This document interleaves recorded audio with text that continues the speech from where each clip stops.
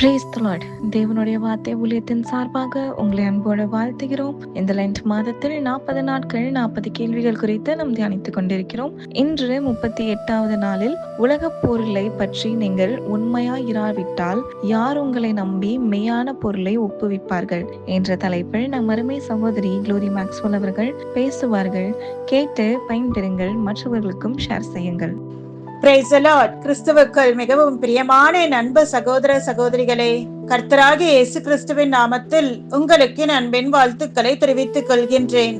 Length நாட்கள் 38ஆம் நாள் தியானமாக 40 days life transforming 40 questions, 40 நாட்கள் உங்கள் வாழ்வை மறுரூபமாக்கும் 40 கேள்விகள் என்ற தலைப்பில் 38ஆம் கேள்வியாக நாம் இன்றைக்கு தியானிக்க போகும் கேள்வி லூக்கா 16:11.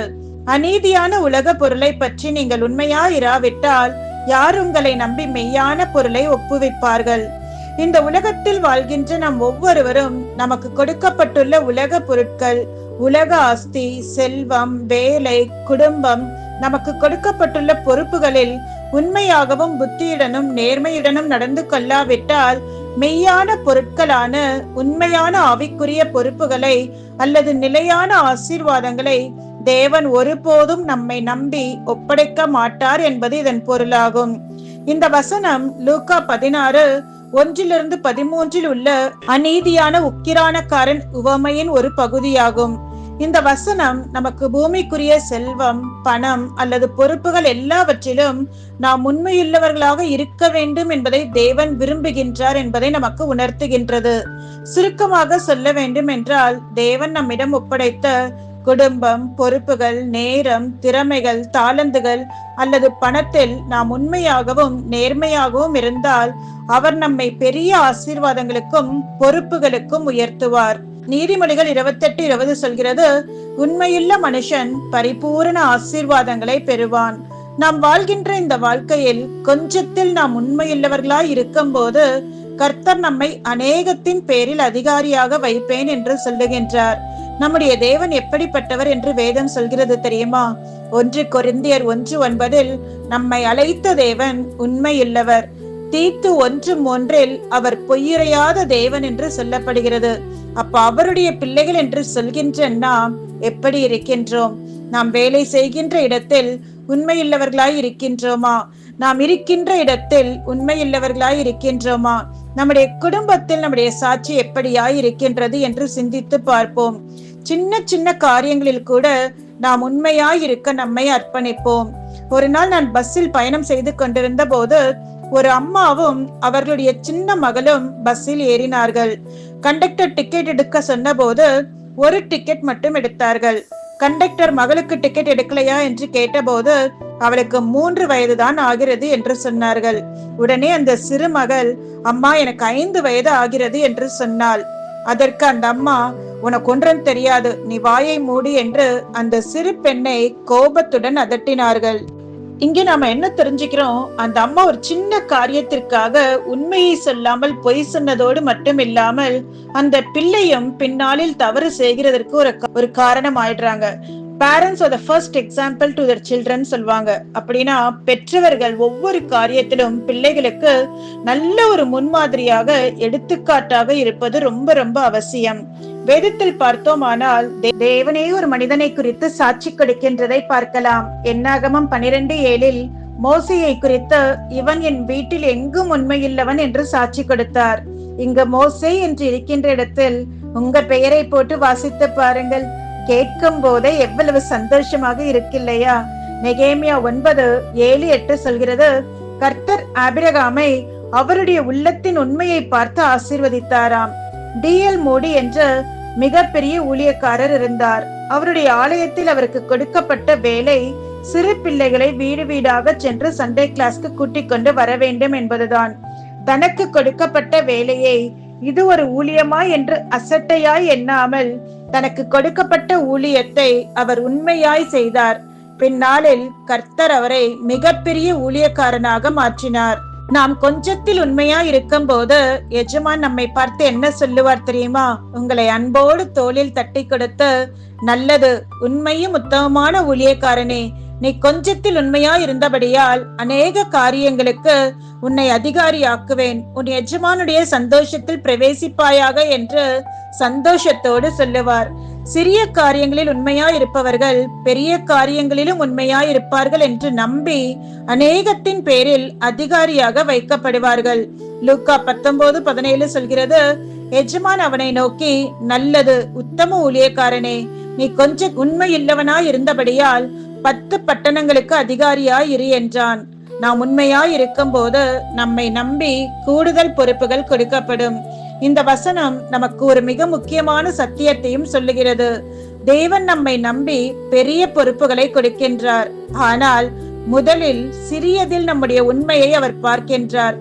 கொஞ்சத்தில் உண்மை என்றால் என்ன? கொஞ்சம் என்பது ஒரு சிறிய வேலையாக இருக்கலாம், ஒரு சாதாரண பொறுப்பாக இருக்கலாம், யாரும் கவனிக்காத ஒரு காரியமாக இருக்கலாம். ஆனால் தேவனுடைய பார்வையிலே அந்த சின்னதிலும் நம்முடைய உண்மையை அவர் எதிர்பார்க்கின்றார். உண்மை தன்மையில் என்னென்ன அடங்கும் என்றால், 1 நேர்மை ஆனஸ்டி, 2 பொறுப்புணர்வு ரெஸ்பான்சிபிலிட்டி, 3 தொடர்ந்து நம்பிக்கைக்குரியவராக இருப்பது கன்சிஸ்டன்சி, 4 கீழ்ப்படிதல் ஒபீடியன்ஸ், 5 நிலைத்திருத்தல் பெர்சிவரன்ஸ், 6 உண்மையான மனம் உள்ளத்திலும் உண்மை இன்டெகிரிட்டி ஆஃப் ஆர்ட், 7 அர்ப்பணிப்பு கமிட்மெண்ட், 8 நம்பிக்கையை காக்கும் மனம் ட்ரஸ்ட்வர்தினஸ், 9 தேவனை மையமாக வைத்த வாழ்க்கை காட் சென்டர்ட் லிவிங், 10 யாரும் இல்லாத போதும் உண்மை faithfulness even when no one is watching. இப்படி வாழ்க்கையில் சில குறிப்பிட்ட சூழ்நிலைகளில் மனிதன் தனது உண்மை தன்மையை இழக்கின்றான். வேதத்தில் இதற்கான பல எடுத்துக்காட்டுகள் இருக்கின்றன. 1 பண ஆசை அல்லது லாபம் வந்தால் உண்மையோடு இருப்பதில்லை. யூதாஸ் காரியோத் இயேசு கிறிஸ்துவை வெறும் 30 வெள்ளிக்காசுக்கு காட்டி கொடுத்தவன். அனனியா சப்பிரால் தாங்கள் விற்ற சொத்தில் ஒரு பங்கை மறைத்து வைத்தார்கள். கேயாசி நாகமானிடம் வெகுமதியை பெற்றுக்கொண்டு தேவ மனிதனாகிய எலிசாவிடம் வாங்கவில்லை என்று உண்மையை மறைத்தார். வேதம் சொல்கிறது, பண ஆசை எல்லா தீமைக்கும் வேறாய் இருக்கின்றது. 2 பயம் வரும்போது உண்மையாய் இருப்பதில்லை. நீதிமொழிகள் 29:25 சொல்கிறது, மனுஷனுக்கு பயப்படும் பயம் கண்ணியை வருவிக்கும்.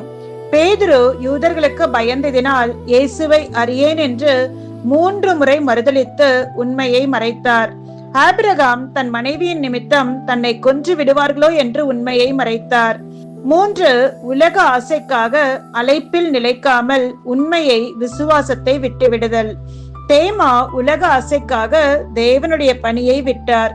2 தீமோத்தேயு 4:10 பவுல் சொல்கிறார், இந்த உலகத்தை நேசித்து என்னை விட்டு போய்விட்டான். தேமா ஒரு சாதாரண மனிதன் அல்ல. அவர் அப்போஸ்தலர் பவுலுடன் ஊழியம் செய்தவர். ஆரம்பத்தில் விசுவாசமுள்ள ஊழியக்காரர். ஆனால் அவருடைய முடிவு வேறாக இருந்தது. சுகமான வாழ்க்கை, உலக இன்பங்கள், கஷ்டத்தை தவிர்க்கும் மனம், இவை அவரை தேவனுடைய ஊழியம் செய்வதிலிருந்து பிரித்தது. தேமா ஒரே நாளில் விழவில்லை. மெதுவாக உலகம் அவரை பிடித்தது. தேவனை விட உலகம் அவருக்கு முக்கியமாக பட்டது. உலகம் தவறில்லை, ஆனால் உலகத்தை நேசித்தால் தான் பிரச்சனை. 4 நெருக்கங்கள் சூழ்நிலைகள் நிமித்தம் உண்மையில் நிலைத்தில்லாமை. யாக்கோபு 1:8 சொல்கிறது, இருமனம் உள்ளவன் தன் வழிகளில் எல்லாம் நிலைத்தில்லாதவனாயிருக்கிறான். சவுல் ராஜா மக்கள் கொடுத்த நெருக்கத்தால் தேவனுடைய கட்டளையை மீறி பலி செலுத்தினார். 5 உலக இச்சைகள்.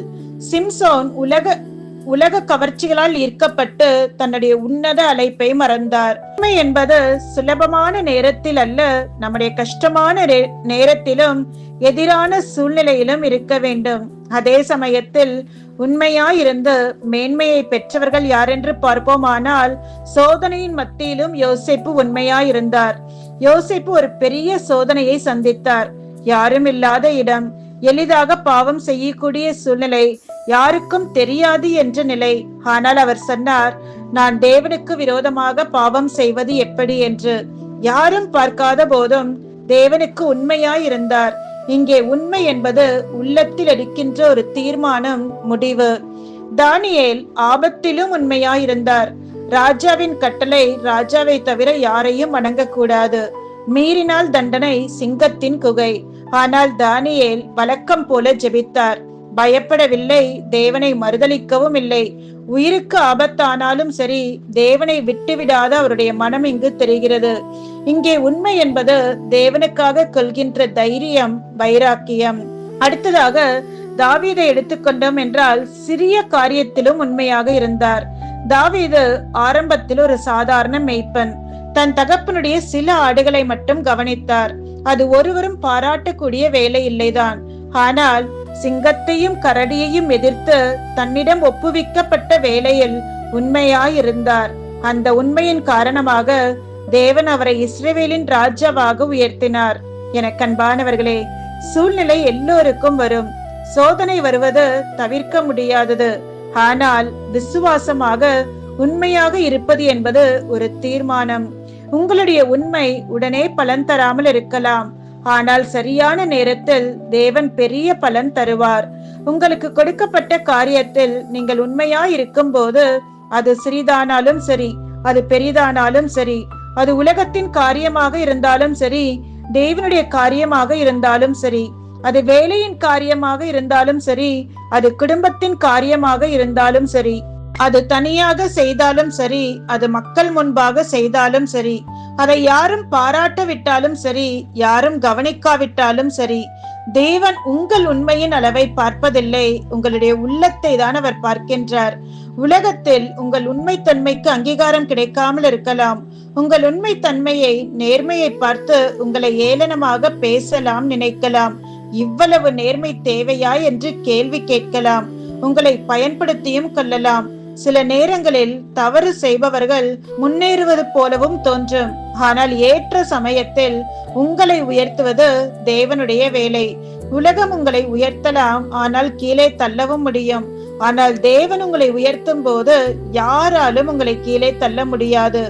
யாரும் பார்க்காத நேரத்தில் நீங்கள் செய்த நல்லது, யாரும் பாராட்டாத உங்களுடைய நேர்மை, கஷ்டத்தில் கூட நீங்கள் விட்டுவிடாத விசுவாசம், உங்களுடைய உண்மை, இவை எல்லாமே தேவனுடைய பார்வையில் மிகவும் மதிப்புள்ளவை.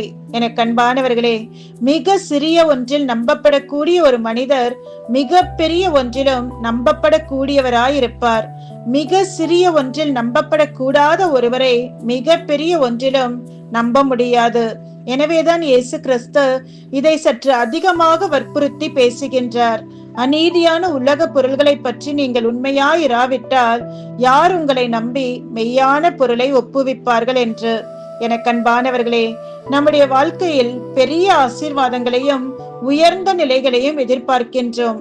ஆனால் தேவன் முதலில் நம்மிடம் பார்க்கின்றது என்ன? நம்முடைய உண்மை தன்மையை.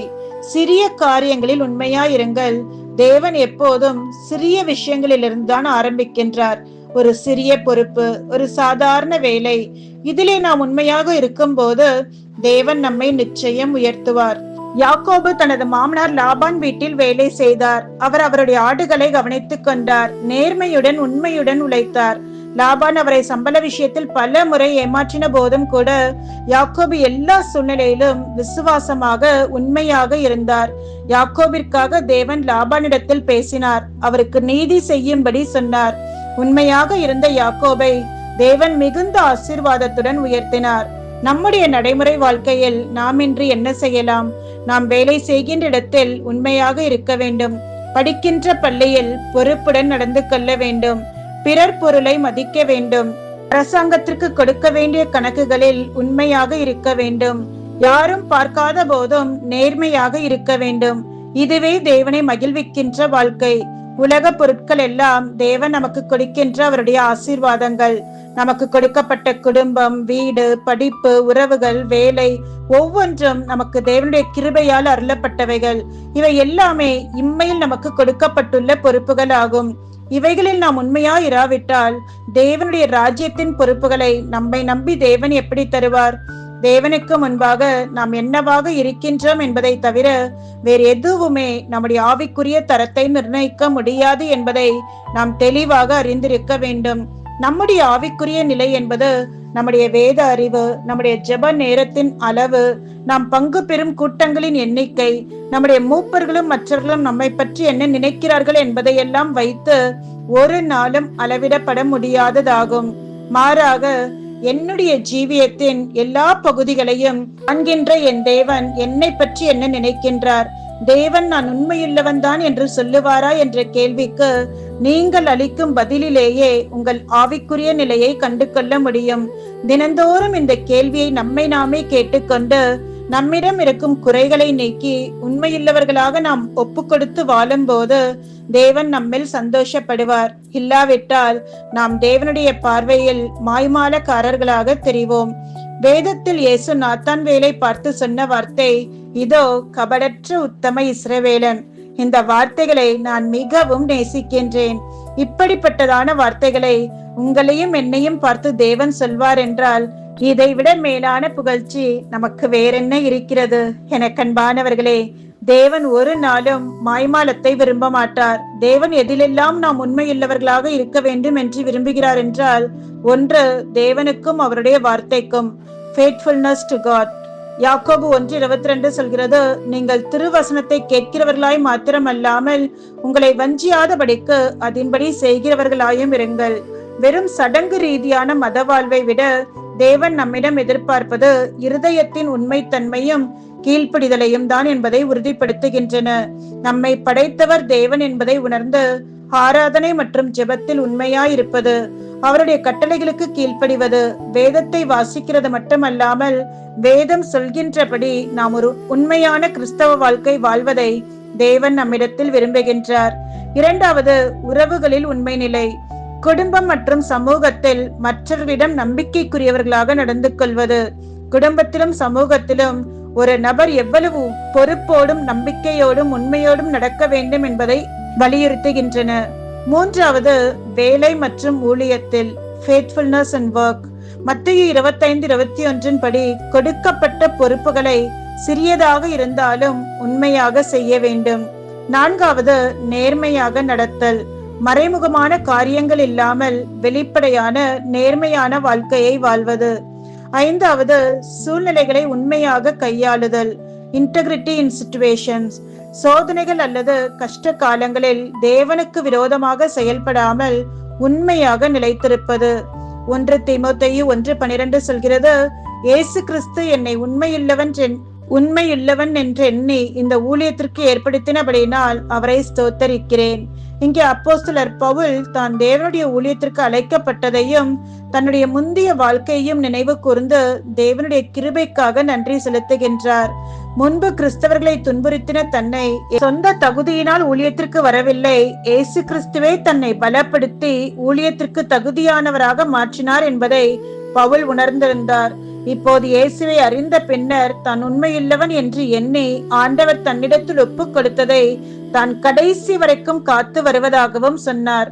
அப்போஸ்தலர் பவுல் கிறிஸ்துவுக்கு உண்மையுள்ளவராக வாழ விரும்பினார். அவர் மாய்மாலம் பண்ணவில்லை, மாய்மாலமாக நடந்து கொண்ட மற்றவர்களையும் அவர் கடிந்து கொண்டார். இன்று நமது காரியம் என்ன?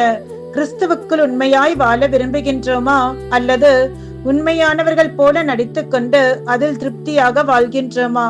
இயேசு கிறிஸ்துவின் பாடு மரணங்களை தியானிக்கும் இந்த நாட்களில் நமது காரியங்களை ஒரு முறை திரும்பி பார்ப்போம். நாம் எப்படியான ஒரு வாழ்வை வாழ்ந்து கொண்டிருக்கின்றோம் என்று நம்மை நாமே ஆராய்வோம். என அன்பானவர்களே, கர்த்தர் வரும்போது நீங்கள் உங்களுடைய தாளந்துகளை குறித்து கணக்கு கொடுக்க வேண்டும். நீங்கள் அவரை சந்திக்கும் போது வெறும் கையாக அல்ல, நீங்கள் சம்பாதித்த ஆத்துமாக்களோடு அவரை எதிர்கொண்டு போகும்படி உங்கள் தாளந்துகளை உபயோகப்படுத்துங்கள். கர்த்தருக்காக எழும்பி பிரகாசியுங்கள். இன்றைக்கு ஒருவேளை நமக்கு பெரிய பெரிய வேலைகள் நமக்கு இல்லாமல் இருக்கலாம், பெரிய தரிசனங்கள் இல்லாமல் இருக்கலாம், பெரிய அளவில் நமக்கு உதவி செய்பவர்கள் இல்லாமல் இருக்கலாம். ஆனால் நம்முடைய கையில் கொடுக்கப்பட்ட காரியத்திற்கு நாம் தான் உத்தரவாதி. நாம் அதை உண்மையோடு செய்ய வேண்டும் என்றுதான் தேவன் எதிர்பார்க்கின்றார். கர்த்தர் நம்மிடம் எதிர்பார்ப்பது கொஞ்சத்தில் நாம் உண்மையுள்ளவர்களாக இருக்க வேண்டும் என்பதே. கொஞ்சத்தில் நாம் உண்மையா இருந்தால் அதற்கு அவர் தரும் பலன் மிகவும் பெரியதாக இருக்கும். அதற்காக நாம் கொஞ்சம் மாத்திரம் உண்மையா இருந்தால் போதும் என்று அர்த்தமில்லை. நம்மிடத்தில் ஒப்படைக்கப்பட்டிருக்கும் கொஞ்ச காரியத்தில் நாம் கர்த்தருக்கு உண்மையா இருக்கும் போது நிச்சயம் அவர் நம்மை அநேகத்திற்கு அதிபதியாக மாற்றுவார் என்பதே அதன் அர்த்தமாகும். நம்மில் அநேகர் கர்த்தர் நமக்கு கொடுத்திருக்கின்ற சிறிய ஊழியத்திலோ, சிறிய பொறுப்பிலோ, சிறிய வேலையிலோ, சிறிய கடமையிலோ உண்மையுள்ளவர்களாக இருப்போம். இதை எண்ணும் போது நான் படித்த ஒரு கதை எனக்கு நினைவிற்கு வருகிறது. ஒரு வாலிபன் ஒரு நாள் கடற்கரை ஓரமாக நடந்து சென்று கொண்டிருந்தான். அப்படி அவன் போகும்போது நிறைய நட்சத்திர மீன்கள், ஸ்டார் பிஷ், கரையோரத்தில் ஒதுங்கி இருந்ததை பார்த்தான். அவை அங்கு மணலில் கிடந்தால் வெயில் பட்டு மரித்து விடுமே என்று எண்ணினவனாக ஒவ்வொன்றாக எடுத்து கடலில் தூக்கி போட ஆரம்பித்தான். அதை கவனித்துக் கொண்டிருந்த ஒரு வயதானவர் அவனை நோக்கி, என்ன செய்கிறாய் என்று கேட்டார். அப்போது அந்த வாலிபன், இந்த நட்சத்திர மீன்கள் இந்த வெயிலில் மரித்து போகாதபடிக்கு அவற்றை எடுத்து கடலில் போடுகிறேன் என்று சொன்னான். அப்போது அவர், என்ன பிரயோஜனம்? நீ என்ன வித்தியாசத்தை பார்க்க போகிறாய்? இதோ இந்த கடற்கரையில் எத்தனை மில்லியன் நட்சத்திர மீன்கள் ஒதுக்கப்பட்டிருக்கிறது பார்த்தாயா என்று கேட்டார். அப்போது அந்த வாலிபன், இந்த ஒரு நட்சத்திர மீனுக்கு அது ஒரு பெரிய காரியம் அல்லவா, அதனுடைய உயிர் பிழைத்ததே என்று கூறினான். இங்கே நட்சத்திர மீன்கள் ஆத்துமாக்களை குறிக்கின்றது. அந்த பெரிய கடல் உலகத்தை குறிக்கின்றது. ஒருவேளை நாம் செய்வது மிகவும் சிறிய காரியமாய் இருக்கலாம். ஆறுதல் சொல்லி ஒரு ஆத்துமாவை தேற்றி இருக்கலாம், அல்லது அவர்களுக்கு ஒரு சிறிய உதவியை செய்திருக்கலாம். நமக்கு அது ஒன்றும் பெரிய காரியமாக தோன்றி இருக்காது. ஆனால் அதனால் தேற்றப்பட்ட ஆத்துமாவிற்கு, உதவியை பெற்று கொண்டவர்களுக்கு அது மிக பெரிய காரியமாகும். இன்று இந்த உலகில் அன்பை தேடி அலைந்து திரிகின்றவர்கள் எத்தனை பேர் தெரியுமா? ஆறுதல் இன்றி தவிப்பவர்கள் எத்தனை பேர் தெரியுமா? பெரிய பெரிய வேலைகளில் இருந்தாலும் அன்பை தேடி அலைந்து கொண்டிருப்பவர்கள் அநேகர் உண்டு. வெளியே மிகவும் பகட்டாக இருப்பார்கள், ஆனால் சிறிது நேரம் பேசி பார்த்தால் தெரியும் உள்ளத்தில் எத்தனை வியாகுலங்கள் உண்டு என்று. அப்போது அவர்களை நாம் தேற்றும் போது அது அவர்களுக்கு மிகப்பெரிய ஆசீர்வாதமாக இருக்கும். ஒருவேளை நாம் உலகத்தில் உள்ள எல்லோரையும் தேற்றிக் கொண்டு இருக்க முடியாது. ஆனால் நீங்கள் பார்க்கின்ற நபர், பழகுகின்ற நபர் யாருக்காவது ஒருவருக்கு ஆறுதலாய் இருந்தால் நிச்சயமாக அவர்கள் அதை மறக்கவே மாட்டார்கள். உலகில் நித்திய ஜீவனை அறியாதபடி மரித்துக் கொண்டிருக்கின்ற மக்கள் எத்தனையோ பேர் உண்டு. ஒருவருக்கு நீங்கள் ஜீவனுக்கு செல்லும் வழியை காட்டினால் மறுமையில் அவர்கள் உங்களுக்கு எத்தனை நன்றி சொல்வார்கள். நம்மால் இயன்றதை கர்த்தருக்கென்று செய்வோமா? சிறிய காரியமானாலும் கொஞ்சமான காரியமானாலும் உண்மையாய் செய்வோமா? உண்மையுள்ள மனுஷன் பரிபூர்ண ஆசீர்வாதங்களை பெறுவான் என்று வேதம் சொல்கிறது. இப்பொழுது உங்கள் இதயத்தில் சொல்லுங்கள், கர்த்தாவே, எந்த சூழ்நிலையிலும் நான் உண்மையாயிருப்பேன். யாரும் பார்க்காத போதும் உண்மையாயிருப்பேன். சிறிய காரியங்களிலும் உண்மையாயிருப்பேன். என்னை நீர் நம்பும் மனிதனாக மாற்றும். தேவன் தரும் ஆவிக்குரிய ஆசீர்வாதங்கள் நாம் இப்படி உண்மையாய் நடக்கும் போது தேவன் நம்முடைய வாழ்க்கையில் உள்ளான அமைதியை தருவார். எந்த சூழ்நிலையிலும் கலங்காத இருதயத்தை தருவார். நீங்கள் எங்கே சென்றாலும் தேவன் உங்களுடன் இருப்பார். சரியான முடிவுகளை எடுக்க தேவன் ஆவிக்குரிய ஞானத்தை தந்து உங்களை வழிநடத்துவார். தேவன் உங்களை நம்பி பெரிய காரியங்களை ஒப்புவிப்பார். மனிதர் தராத உயர்வை தேவன் உங்களுக்கு தருவார். நீங்கள் உலக காரியங்களில் உண்மையாய் இருந்தால் தேவன் உங்களுக்கு ஆவிக்குரிய ஆசீர்வாதங்களை கொடுப்பார். நீங்கள் சிறியதில் உண்மையாய் இருந்தால் தேவன் பெரிய பொறுப்புகளை ஒப்புவிப்பார். நீங்கள் மனிதரின் காரியத்தில் உண்மையாய் இருந்தால் தேவன் உங்களை நம்பி தன்னுடைய காரியத்தை உங்களுக்கு தருவார். தேவனுடைய நம்பிக்கைக்கு, உண்மைக்கு பாத்திரவான்களாய் இருந்து அவரால் ஒப்புவிக்கப்படும் ஒவ்வொரு காரியத்தையும் விசுவாசமாக நிறைவேற்றி அவருடைய சித்தத்திற்கேற்ற வாழ்க்கையை நடத்தி சரியான நேரத்தில் அவருடைய ஆசீர்வாதங்களையும் உயர்வையும் அனுபவிப்போம். உண்மையுள்ள மனுஷர்களாய் நாம் வாழ்ந்து கர்த்தருக்கே மகிமையை கொண்டு வருவோம். ஹல்லேலூயா. கர்த்தர் உங்களை ஆசீர்வதிப்பாராக. God bless you.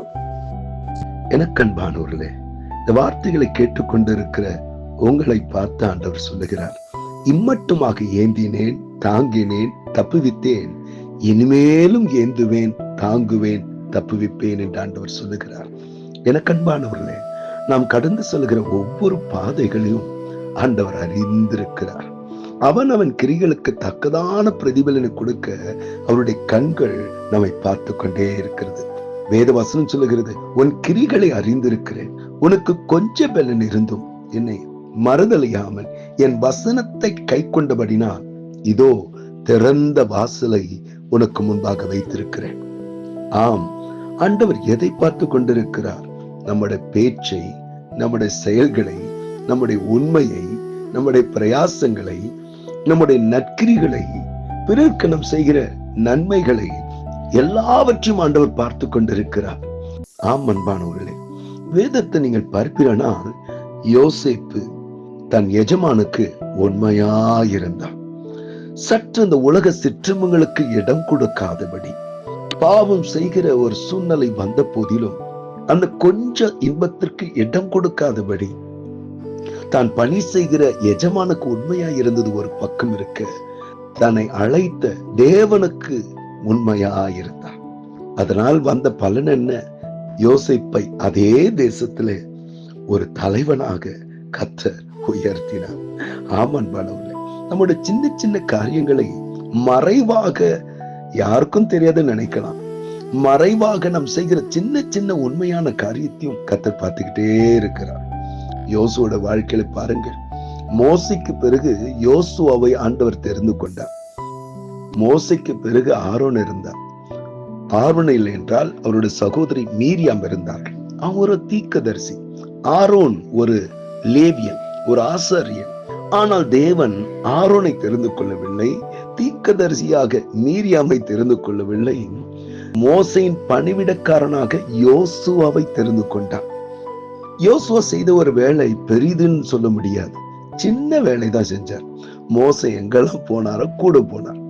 மலை மேல் ஜெபிக்க போகும்போது மலை அடிவாரத்திலே இருந்தார். மோசை இருந்த இடத்துல அதே இடத்துல இருந்தார். ஒருவேளை அவர் கையில வாட்டர் பாட்டில் இருந்திருக்கலாம், அல்லது உணவுகள் எல்லாம் இருந்திருக்கலாம். ஆனால் பாருங்கள், அந்த யோசுவா இங்கே அங்கே போகாமல் அதே இடத்தில் இருந்தார். எந்த நேரத்திலாவது என் எஜமான் என்னோட தேவை இருக்கும் என்று காத்திருந்தார். ஜஸ்ட் வெயிட் பண்ணார். சின்ன ஒரு வேலைதான். அந்த வேலையிலும் உண்மையாயிருந்தார். மோசே நிறைவேற்றாத காரியத்தை யோசுவாவை கொண்டு ஆண்டவர் நிறைவேற்றினார். எனக்கு அன்பானவர்களே, ஆண்டவராகிய இயேசு கிறிஸ்துவை பாருங்க. யோசுவாவுக்கு இருந்த ஒரு சின்ன வேலைதான்.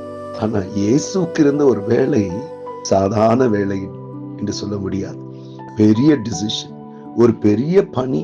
உலகத்தில் இருக்கிற மானிடனை பாவத்திலிருந்து மீட்க, பாவ நிவாரணமாக தன்னை ஜீவ பலியாக கொடுக்க வேண்டிய ஒரு பெரிய ஒரு பணி. யோவான் 6:39 சொல்லுகிறது, அவர் எனக்கு தந்தவைகள் ஒன்றும் நான் இழந்து போகாதபடிக்கு பிதானவர் கொடுத்த ஆத்துமாக்களை ஒன்றும் இழந்து போகக்கூடாது. அவருடைய வருகையிலே அவருக்கு முன்பாக எல்லாவற்றையும் அவர் கரத்தில் கொடுக்கணும். அதுதான் அவருடைய எண்ணம், அதுதான் அவருடைய லக்கையாக, மனமாக, இருதத்தின் விருப்பமாக இருந்தது. இன்றைக்கு கர்த்தருடைய பிள்ளையே, நம்முடைய லக்கை, நம்முடைய எண்ணம் ஆண்டவரை அப்பாவை பிரியப்படுத்துகிறதாக இருப்போமானா, பவுல் சொல்லுகிறது போல லாபமான அனைத்தையும் நஷ்டமாக கருதத்தக்கதாக நம்முடைய மனநிலை இருக்கும். கர்த்தர் உடைய கரம் நம்மோடு இருப்பதாக. ஜெபம் பண்ணலாமா? அன்பும் இருக்குமில்ல நல்ல தகப்பனே, இந்த நாளிலே எங்களை தரை மட்டும் தாழ்த்துகிறோம். நாங்கள் குறைவுள்ளவர்கள், வெளிவீனம் உள்ளவர்கள், உண்மையற்றவர்கள். ஆனால் நீ உண்மையுள்ளவராயிருக்கிறீர். குறைகளை பாராமல் எங்களை பெயர் சொல்லி அழைத்து எங்களை இம்மட்டுமாக நடத்திருக்கிறீர். உங்களுடைய மாறாத அன்புக்காக, தயவுக்காக நாங்கள் நன்றி செலுத்துகிறோம்.